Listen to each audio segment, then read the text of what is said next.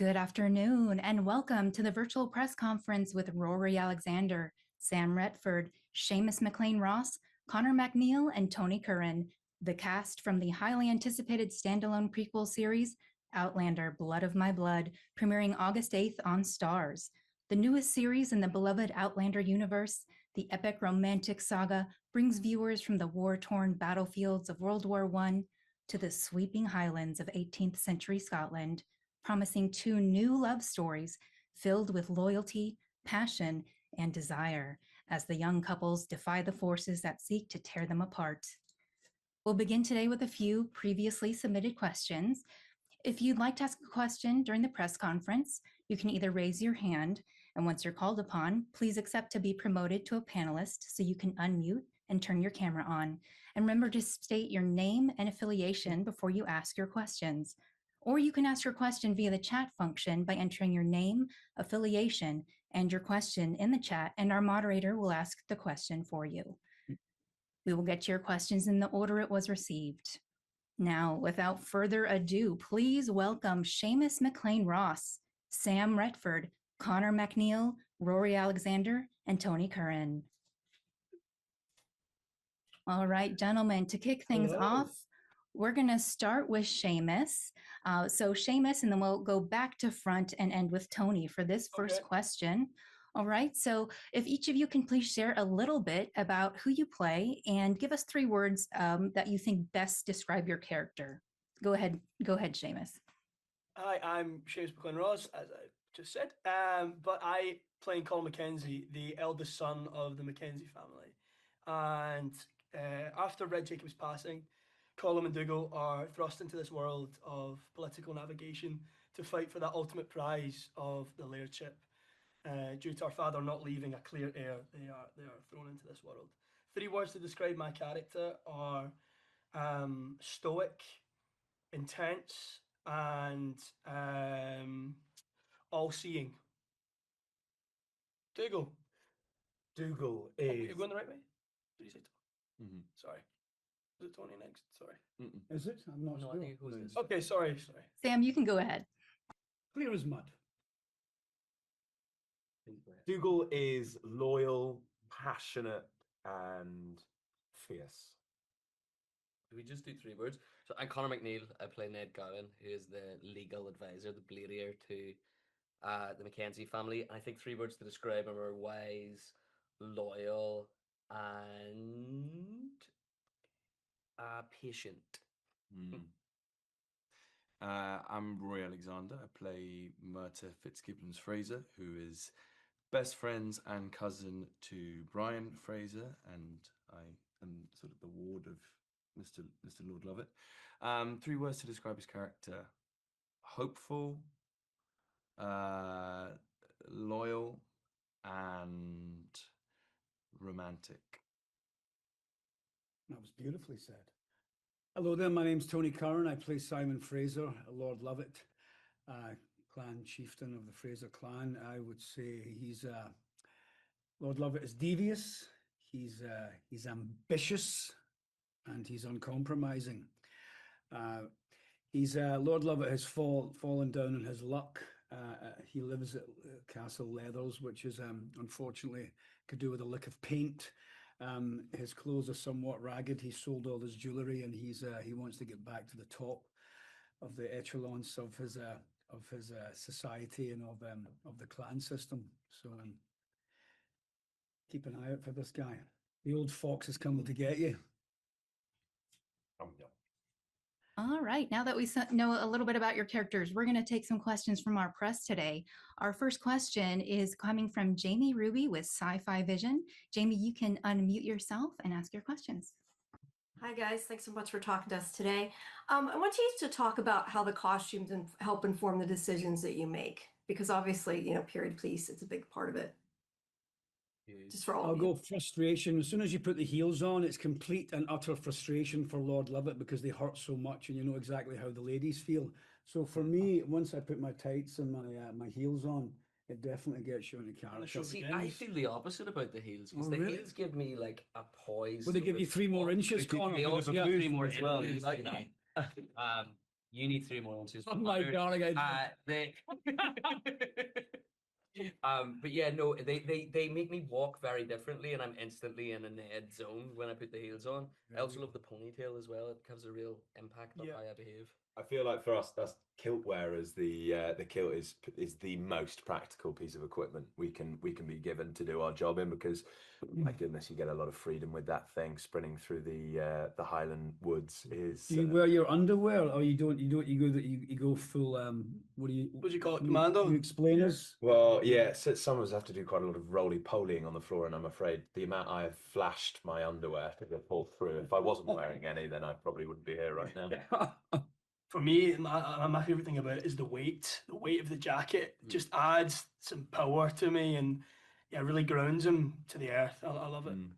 And it does, it changes the way that you stand and the way you hold yourself. So you kind of, I go from this kind of lanky, stooped person, and then all of a sudden you're in 3 layers of tweed. And so it just removes you so far from how you normally physically are, that you're just instantly into a different headspace, which is so useful. Big props to Yeah. Tricia, because the details on them is unbelievable. She's as incredible. well. And also for different scenes and different story parts, especially like the weddings or anything like that, or any sort of big event. So many different. There's so many different Oh, costumes that yeah. are so suited for the period of the Yeah. of the show. It's great. Great. You have to Thank be you so very aware of the cuffs. Some of the cuffs that Tricia has put together, they're quite gargantuan. You could hide a You've rabbit got to up be there. careful. A with the Batman clothes. thing. Exactly. Got the blade in them. When you're going for your Bordeaux, you're picking up a glass of something. You have to be very careful. Great. Thank you. Thanks so much. Thank you. Thank you, Love the Jamie. background, by the way. It's cool. We've got our next question from Monica Gleberman. She's with Time Warner Entertainment.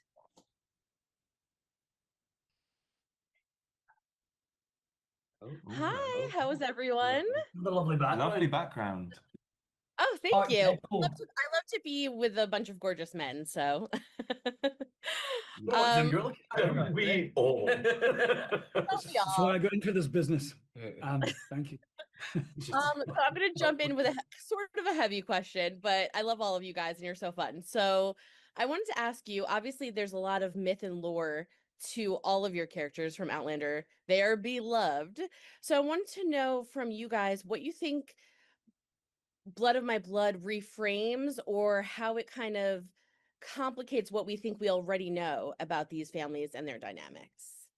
Mm-hmm. Do you want to first start? Sure. I think in terms of reframing, Murtagh, I think, is seen as this quite jaded character in the Outlander world that people know. So the opportunity to go back, sort of pre-trauma, as it were, to see him on the other side of that when he's pretty wide-eyed and has high hopes for himself in the world, is a bit of a gift, because we kind of know where he's going to end up, but how he gets there, is going to be this kind of journey of highs and lows. So that's kind of the freedom of being like, actually, he might get his day in the sun, even if we know he doesn't necessarily end up there, which is a really fun thing to be able to show people who are interested in his story. I think the same with Ned, actually. Whenever you see him towards the end, he's very wise, and he's an old sage in Outlander. And this version, you see a fieriness in him that wasn't necessarily there in the other show. And it's kind of the journey of how he learned to become this sage old man, especially putting up with what these guys put him through. It's his kind of university in a way for it. It's a fantastic privilege to be given the blueprints essentially and the end goal, and then you as an actor be able to fill in those gaps. And there is an infinitesimal amount of obstacles to be bounced between that allow us to end up at the Dougal, Colum, Ned, and Murtagh that we know and love. That's a great word. It's a great use of the word. Great word. Great word. Thank you. Is it me?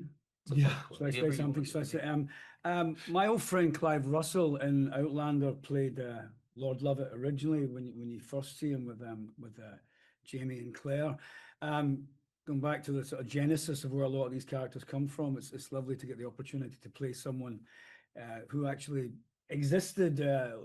Simon Fraser, Lord Lovett, fought in the Battle of Culloden before he was decapitated a few years later in the Tower of London.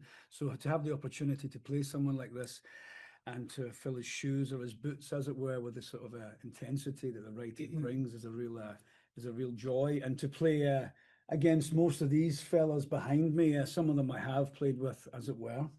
Some of them I've yet to encounter, but I look forward to it. And some people never play with. never play with Off them. limits. For me, Gary Lewis has got this kind of sardonic kind of cynicism in his portrayal of Colum in his older years. And again, I think for all of us, it's the formative years of the characters, and this is a time of Colum's life with inchoate development into becoming a leader of a clan. And that is a really interesting kind of narrative thread of such a young man who is just forced to be not only much older in his years, but lead a group of people in ancient civilization. And his fire in his belly, I think there's up there for all of us. When they're older, they're more cynical about the world. When Colum's aspirations of what the clan can be and also wider society and his own ambitions are all there for him. These are the times of our lives for everyone, 18, 19 years old. So getting to live in that is a joy. Well, thank you guys so much. I adore all of you, and you were fantastic this season. Thank you so much. Thank Lovely you. to see you. Lovely to meet you. Thank you, Monica. All right, next question comes from Tony Tolato. He's with Sci-Fi Talk. Tony, you can unmute. Hi, it's Tony Tolato. Actually, it's called now Exploring Humanity Through Sci-Fi is the new title.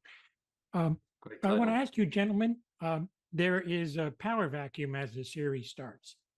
So from the basis of your characters, is there any apprehension in this vacuum and what could end up happening? Maybe something positive or negative? Oh, absolutely. They are tumultuous times, especially in Castle Leog, when the shift of power is in play, especially when it's such a formidable character as Red Jacob, who has not only led the clan, he seized power from the previous successor.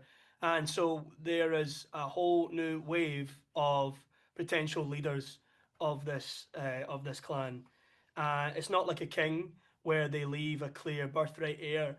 It is epically gained through by merit and skill and deft intelligence, and so it's going to be who has the ultimate power to achieve that against the whole sea of opposition.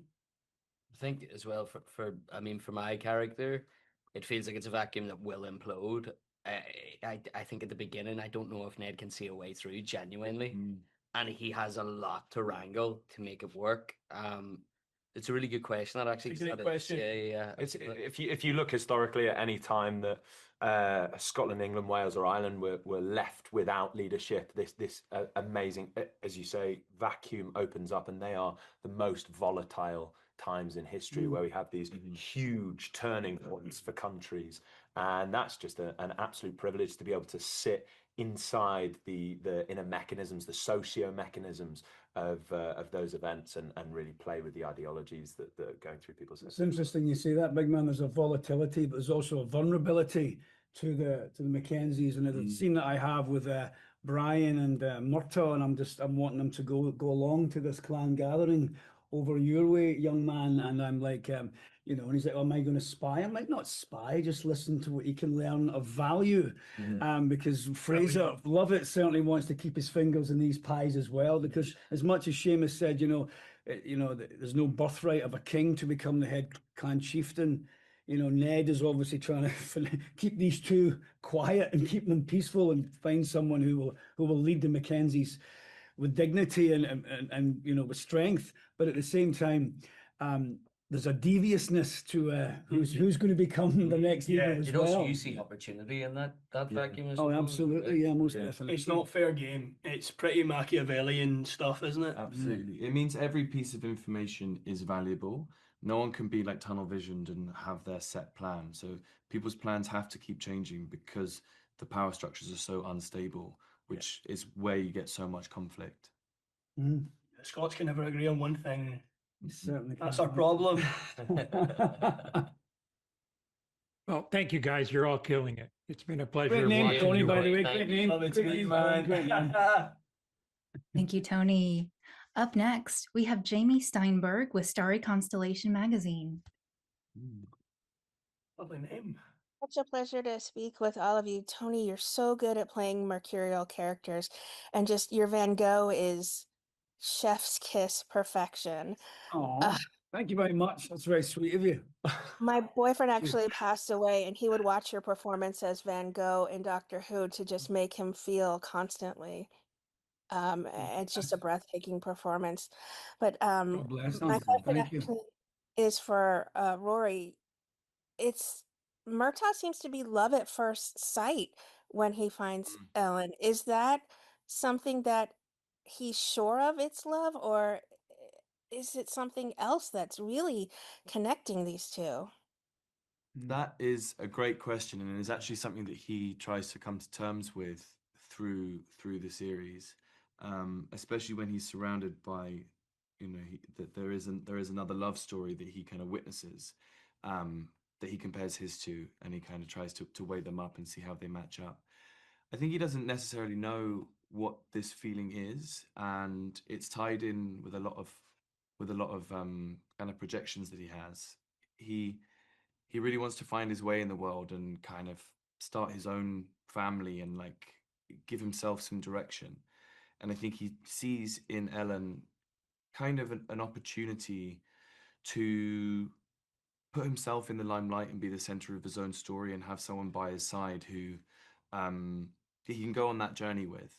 So in a way, it is really about Ellen, and in another way, it's kind of it's a projection of all of his hopes onto a person, and then he will have to reckon with that at some point. He kind of gets therapized as he goes through the season. A romantic's dream. Thank you guys so much. Cheers, thank you. Thank you. Thanks, Jamie. It's us. Our next question is coming from Ariana LaBerry with Fresh Pair of Eyes.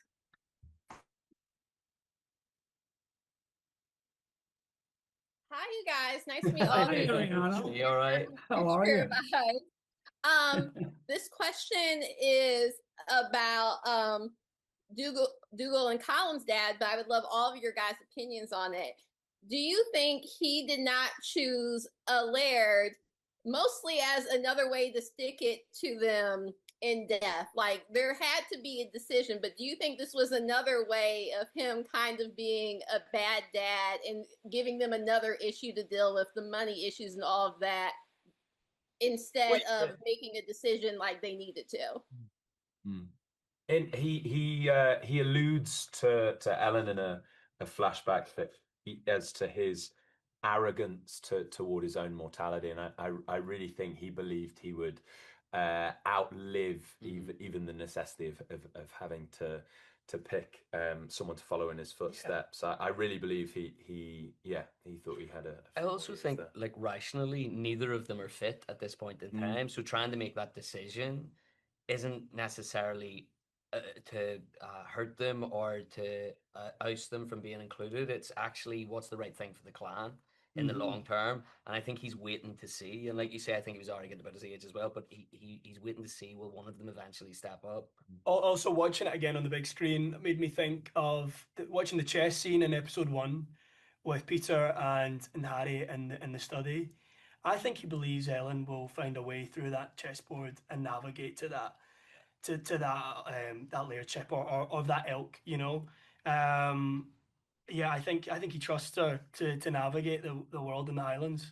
Whatever happens, she's the one who's got his belief. Although, unfortunately, for the clan and for him, as he mentions, she's a lady, a woman. So although it's such a rogue move, I still think he knows that he's not dumb. I think he still knows that she will be able to pull these strings and go behind the scenes of the office to conduct her power, and you always see that throughout this season and in season 2. Awesome. Well, thank you so much for answering that. Thank you. Sorry, mate. No. Thank you. All right. Our next question is with Jasmine Flowers from Black Things UK.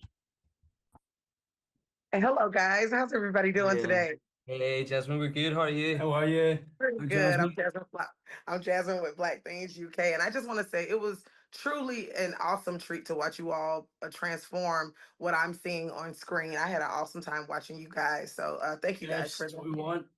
absolutely. you. So my question is.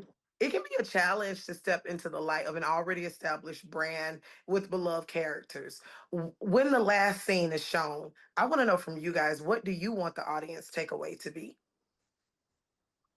I've talked about it like a tapestry. This show, I think, stepping into a universe is something as a personally as an actor I've always wanted to do because it's such a detailed world, and I think the fact we've been gifted this spin-off show is just adding more contrast, more detail to an already beautiful painting. I just hope fans are more entrenched in the story and see how complex these favorite characters' lives truly are, and the years of their lives that you've not already seen. I think it's just adding more depth and more drama to a brilliant, brilliant story. Yeah, you're getting a new perspective on characters you know and love so well, but you're getting the journey of how they got to be the characters that you know and love so well. So you're seeing an entirely new version of them in our show, I think, which is exciting. I hope it changes people's minds about certain characters, to be able to give people so much more context, as Seamus said, could really inspire a shift in how those characters come across and the reason behind a lot of their decisions, which objectively might not align with what fans want to happen, but this at least allows a little window into the soul of where they're coming from. Yeah.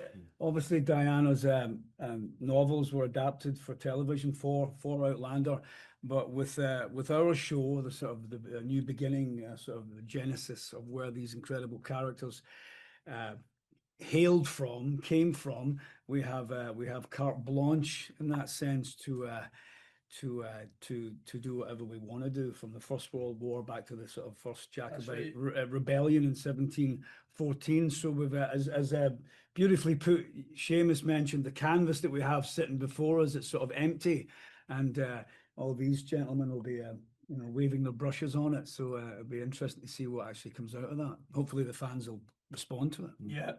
And to follow on from what Seamus said about the tapestry, you're never quite sure what fans are going to take away or which storyline or character it is that they're going to relate to. And because the characters are so detailed and that there's a few stories that you can follow, everyone kind of has an opportunity to let something resonate with them that might be different from someone else who watches the show. So I'm hoping that with the themes and some of the setups that we have, then people will be able to like personally engage in quite different ways to how we're expecting, which would be exciting too.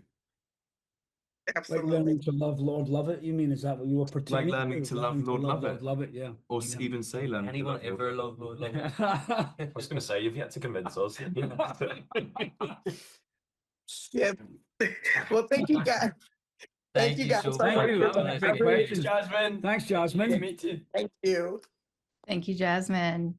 We're a pretty All good right, team, up aren't we? next. Well, we're not talking. We've been relatively Well behaved. It's because I'm in the room. If I wasn't here, I don't know if I you know, could I give don't yourself know. salt. I don't know. It's getting into chaos, Thank so we're God okay. you got You're your called Connor, anti-Connor. you got your Yes, it's all in check. Anti-Tony. All right, our almost next cushion. question. Yes, it is coming from Megan O'Keefe with Decider, and I'll go ahead and ask her question for her on her Everybody behalf. looking down the pipe, by the way. Are we all looking? Kinda, yeah. Okay. Yeah, you're doing great. You're doing great. Okay, so this question from Megan is for Connor. Connor, I love the friendship that develops between Henry Beauchamp and Ned Gowan.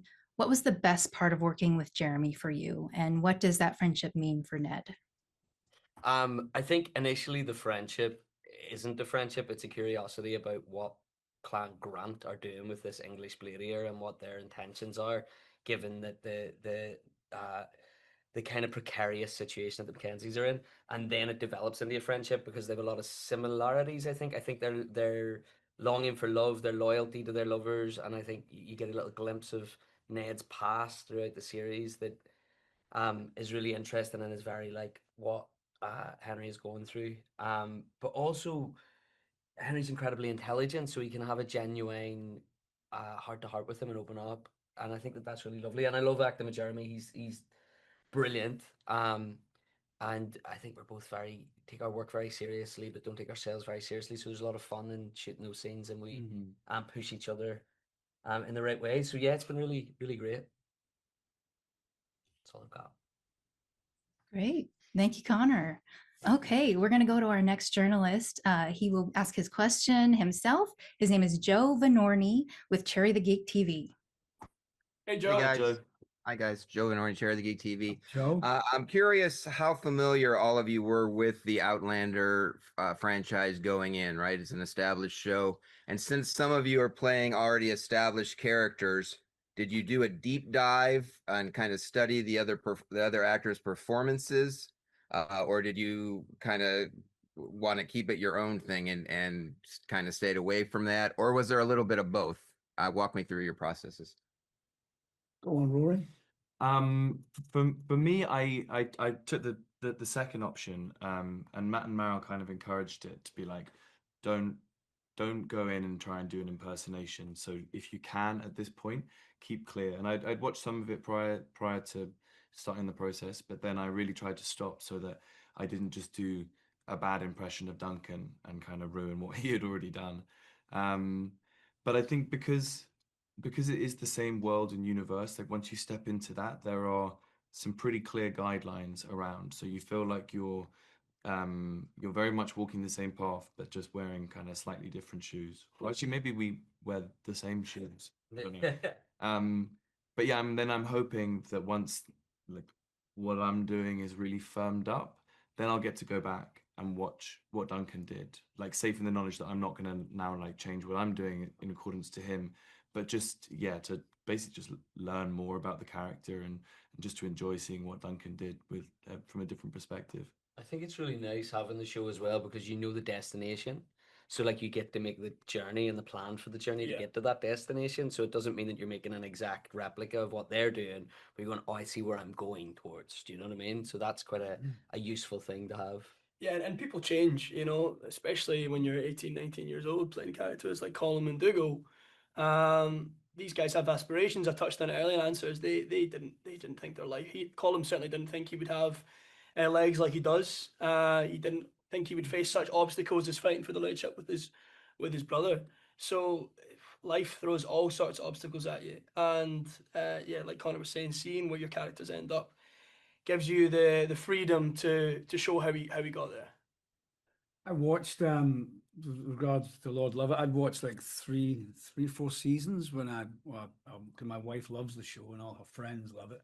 And I'd watched quite a lot of it, but I went and did a sort of historical, political deep dive into Simon Fraser. My nephew gave me this first edition book that he lives in Nuremberg in Germany, and he was at a little bookshop one day and he found this first edition, 1903 or something, and it was a biography about Simon Fraser, Lord Lovat, written by a Mackenzie, which was sort of, it was a deep, the irony is not lost on us all. And I just started flicking through it. You know, it was over 100 years old, this book. You could smell the history. And then, you know, there was all these incredible little fruits of little gems about how, how Lovat played both sides. He'd play the Jacobites, he'd be with the Redcoats. And, this individual, by all means necessary, what he wanted to do, he would do to get back on top of the to the glory days, as it were. So I think any actor doing a little bit of research like that is always helpful. You can find some gemstones. And then all of the sort of art and design then leads to the characters, leads to us bleeding into the characters rather than us replicating them. I think it's down really to the writing and the costumes. You know, you are physically stepping into those shoes. And apart from me, I've got size 12 feet, and Graham had a little like sort of size 4 women's feet, I think. So unusual, really quite unusual. He struggles. Contrast. Yeah, he struggles to balance quite large and tiny little feet. But yeah, all of that sort of does the work. He was going to kill me for that. All of that sort of does. He didn't want the public to know as well. I had to sign they do know. Hi, Graham. all of the work is done for us, really. So we can bring those early days, you know, which can, as Seamus says, be a completely different person. By the time we get to them in 30 years, they've been through so much. Yeah, that really, yeah. it's open to the audience. Unrecognizable, really. Yeah. Awesome. Well, thank you so much. Looking forward to seeing. Thanks for the question, my friend. Thank you. Thank you, guys. Cheers, man. Thank you, Joe. Okay, our next question comes from Genevieve McBride with Skewed and Reviewed, and I'll go ahead and ask her question for her. This is for Seamus and Sam. Seamus and Sam, the notes state that Colum and Dougal are on the same quest, but only one can be chosen as Laird. How did you and Sam work together to establish the sibling rivalry and tension between your characters? Said this before, I'll say it again. First time I met Sam as Dougal, he really pissed me off. He really annoyed me. It was just so easy to all those shoes. Yeah, exactly. To act with hatred. I mean, it was just really fun to act with Sam.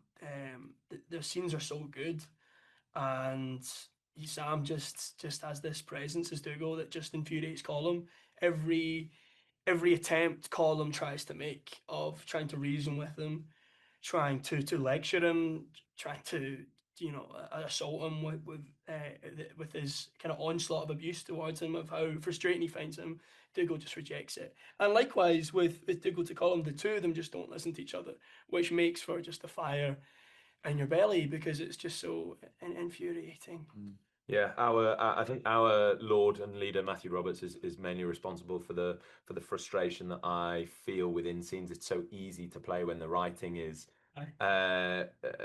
essentially sketches out these journeys where they are having a monologue, even when they're talking to each other, because neither of them are listening to each other. They just both keep hammering down this same path, and it's so frustrating as an outsider to look into that, and you have so much empathy for it because you're just like, please listen to each other, and that's where our gorgeous Ned comes in. They're incredibly stubborn, aren't they, the pair of them? Yeah. God, Ned's got a heck of a job to do. Mackenzie, Can't you find a middle ground? And poor Ned's like, well, I think we want to get the reward of seeing that, because in the original show you see them come together and there's a much more mutual respect than you see in our show. So this show will show how that came to be. This show will show. Show will show, baby. Show must show on. I'm a show off. Show business. Thank you for that. Okay, we're going to take a question directly from the next journalist. This is Erin Conrad with 3 by Space. Hi guys, Erin, are you in Scotland? Look at that beautiful backdrop. No, that's just the camera work. I'm really enjoying it. And Tony, I'm going to echo what a previous panelist said about your role in Doctor Who. That was fabulous. And I know I've seen a couple of you others called The Midwife and some other shows. So this is fun. I have a theory there are only about 5 British actors. So question for all of you. I'm Irish. What That's okay. do you... Scottish and Irish. But yeah. What do you like or dislike about your characters or about portraying these characters? I like the fact that he's got this single-mindedness, Lord Lovett. He's got this sort of drive, this ambition, this uncompromising attitude, that is pretty impressive, but is also extremely dangerous. I admire elements of that, but apart from that, playing a megalomaniac narcissist, there's not much else that I would want my children to be like Lord Lovett, frankly. But his single-mindedness and his drive, I think, is very impressive. There you go, put that in your pipe and smoke. Yeah, Dougal's less talking, more punching attitude is extremely fun to play. It's something that doesn't require too much meditative thought, and that is that's great fun to go to work and do. I love the kind of masked male vulnerability that Colum has of trying to be a man, whereas he feels all at sea inside himself. I think that's just so fun to play and something I like. Every guy can connect with, So that's really fun. I love Ned's patience. I would love to have more of Ned's patience, and also his quick fire solutions that he somehow just pulls out of thin air at times. I would love to have that. Could all do with that. Yeah. He could do with that while working with us, to be fair. Yeah. True. Needs it. I need a little more patience with both of them. Just a little bit. I wish my character was more like my character in Call the Midwife. But it's Shout out. It's a shout out called Midwife. It's a different time period. Murtagh's very wide-eyed. He's full of hope. He's a bit like a clown who keeps getting knocked over and he just kind of springs back up again, like covered in slightly more mud and like with a slightly bigger bruise. And he's not resilient, but he does just keep bouncing back, which I admire. But sometimes I just wish he'd stand up for himself a little bit more and maybe not always bow down to what this man tells him to do. Well, thank you very much. I really appreciate it. I'm You enjoying enjoyed the my show. That's your question, my love. Thank you. Thanks, Aaron. Stand up for yourself. Enjoy the Highlands. Enjoy the Highlands. Next up, we've got Heather Perry with Cumulus Media. In Orange County. Hi, guys. Hi, Hey. Heather. Great How are English you? name there. My bonnie Heather. I changed it just for this interview. Actually, before I ask my question, I have poured myself a wee dram of Sassenach. Oh, come And, on. Talking of a wee dram, this is not coffee. I Oh, do figure share. when's the next time I'm going to get a chance to do it with Clan MacKenzie and Clan Fraser? So let's go, baby. I hope it's the Sassenach. Oh, it is. And it's Easy, well done. Fiery, eh? Good luck. and it definitely is, especially before dinner. So let's go. So my Fabulous. question for you guys, well, I've watched the first 6 episodes and I'm in love. I could watch them over and over again. You guys did such a great job. And I think that the Outlander fan base will also feel the same way. So Thank you so much. you're welcome. My question is, from this moment, right this moment on, go back to when you found out that you got the part. What has been the biggest pinch me moment for you personally? Was it going to the castle? Was it going to Comic-Con and seeing all the fans cheer for you? What do you think? And I know it's hard because it's probably a long period of time, but what's like one major moment that you just went, oh my God, I can't believe this is happening to me? I think working with Tony Curran and Peter Mullen was quite a big thing. I think stepping onto a set where those caliber of actors are there is quite a pinch me moment. Yeah. It's a great answer. Yeah. It's true. 'Cause I remember the moment I found out that Peter Mullen was playing my dad, and he, growing up, and still is my favourite actor, and so many Scottish actors' favourite actor. So the moment I found out that was happening, I couldn't stop screaming like a little girl. So if only you heard that. So yeah. We had a moment the other day where we came off the plane to San Diego, and we came around the corner with our bags, and there were people waiting for us in the airport for us to sign things, and it felt like the bit in Bend It Like Beckham. That was all I could think in my head. It was like when they see David Beckham in the airport and people are taking pictures of them. That's sort of my life goal has been to be a bit like David Beckham. So that was my 30 seconds of that. Start wearing a sarong. Yeah. So Just for practice your life. Work on that accent as well. Victoria. I think definitely. I've lived in Los Angeles for a while, and definitely a lot of the posts that everybody's been posting, or Hermione and Jeremy and Harriet and Jamie, up on these incredible billboards in the Sunset Boulevard and all over Los Angeles has been very cool. But then getting here and then getting to hang out with these guys and the rest of our cast in LA, and going to the premiere was a real sort of you felt that the energy of that Outlander world come through, and it sort of fills you up, and it's like, whoa, there's a no pressure, but it felt very real and very sort of it's a big old show, and it felt it was definitely a moment. It's incredibly rare as well to turn up to a premiere where the fans are already there. They know your character, they know everything about them, they know about the world. Yeah. That's because for us this is a new show, right? but yet it has Yeah. this established base of fans there who are so supportive, and that's quite a bizarre and brilliant experience. And also the fact that I don't know, but me and Connor got together. I don't know if you noticed or anybody knows this, but because the red carpet is normally there, because we're blue eyes and redheads, we asked for the blue carpet. I just thought at first they were joking and it wasn't ever going to happen, but they did. They brought the blue carpet, which is incredible, wasn't it? Incredible. That was a true story, by the way. True story. That was a pinch. Just for the gingers. Just for the gingers. My autobiography. Forward by Conor MacNeill. Thanks for your question. That was lovely. Oh, thank you. No problem. On Listen, Jabbar.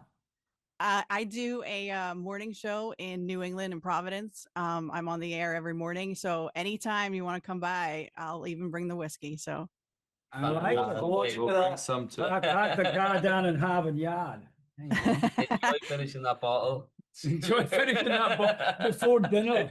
More power. enjoy the ride and buckle up. Thank you so much. Bye. Thanks, Heather. Okay, our next question is coming from Kuya P with Nerds Rule the World. Hey, hello, gentlemen. It's a pleasure to chat with you guys. Hopefully my connection's stable. Thanks, guys. It's a pleasure to chat with you all. If I could put my actor hat on, I'm a fellow actor. I'm curious from you guys, with a series like this that blends a lot of romantic situations as well as action sequences, what do you get most nervous about?